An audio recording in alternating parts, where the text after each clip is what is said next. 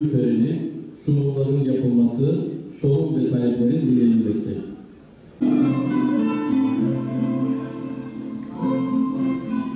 Hakan abi, süre hakkında açayım. Yıllarca boyunca uzayacaktır. Ondan dolayı bütün gençlerle Biz de ekmeğimizin peşindeyiz. Abilik işini gönülden yapmaktır.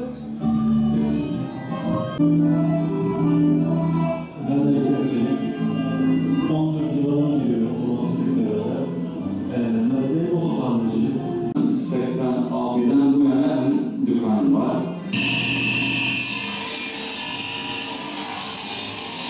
En korktuğum şey parazit denemek. Kapısından çok korktum. Allah şükür çok da dikkat ediyorum. 86'dan bu yana çok önem yaşıyorum. Samanyolu tekstil kent olarak bakmak için çok kıymetli, çok değerli. Mehmet Çiçek Bakanı'nın vakti zamanında yoğun çabasıyla, gayretiyle Doğu Güneydoğu Anadolu'da yepyeni bir üretim kentini beraberce inşa edildik. Bunun için de başlangıç noktamız hep insanların istihdamı oldu. Özellikle de gençlerimiz, çocuklarımız bunlara gelecek nasıl inşa edebiliriz sorusunun etrafında döndü her şey. Çünkü öyle bir gerçeklik var ki Batman'da, halihazırda şu anda, bu hafta, her hafta Batman'da 18 yaşına basan nüfus 445. Yani her hafta 445 çocuk Batman'da genç oluyor. Ve yine yani diyorum ki bizim her hafta 445 genç insana iş bulacak bir kapasiteyi ortaya dökebilmemiz gerekiyor. Batman 10 haneli köyken bugün Türkiye'de büyük şehirler hariç en fazla şehir nüfusuna sahip il merkezi konumuna geldi. Ama bunu petrolle başlattı. Ama artık elbette ki petrol yine önemli, yine kıymetli, yine değerli. Ama bu kadar büyümüş olan bir kenti geleceğe taşımak için başka bir şeyler de gerekiyor. Bu başka bir şeyleri ortaya dökebilmemiz halinde Batman'ın güçlü bir geleceğinden bahsetmemiz mümkün olacak. Bu çerçeveden yola çıktık. Ve 2 yıl önce dedik ki Batman'da yeni sanayi alanlarına ihtiyacımız var. Neden? Bu sorunun çok basit bir cevabı var. Çünkü ilave ekonomiyi itiş gücü sağlayabilecek olan çok fazla alternatifimiz yok.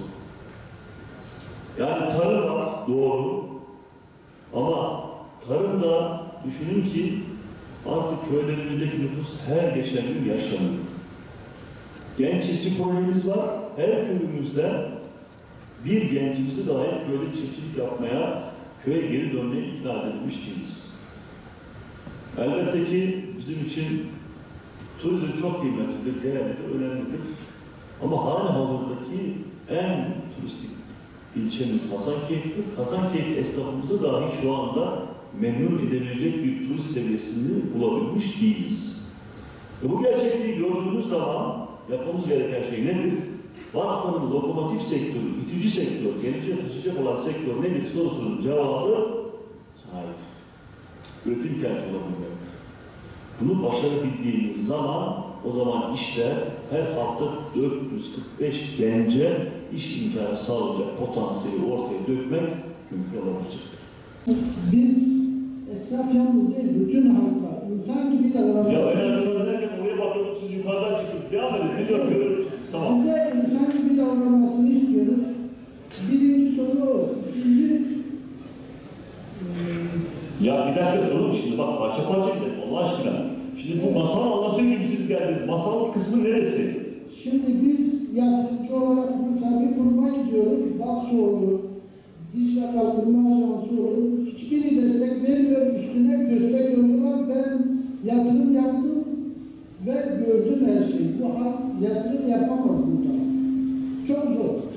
Bana haber bile verilmemiş, 60 yıldır babamdan, dedemden Menderes adresim aynı. Bana haber verilmemiş, kırılmış, araba yapılmış, bir şeyde bulunmamış.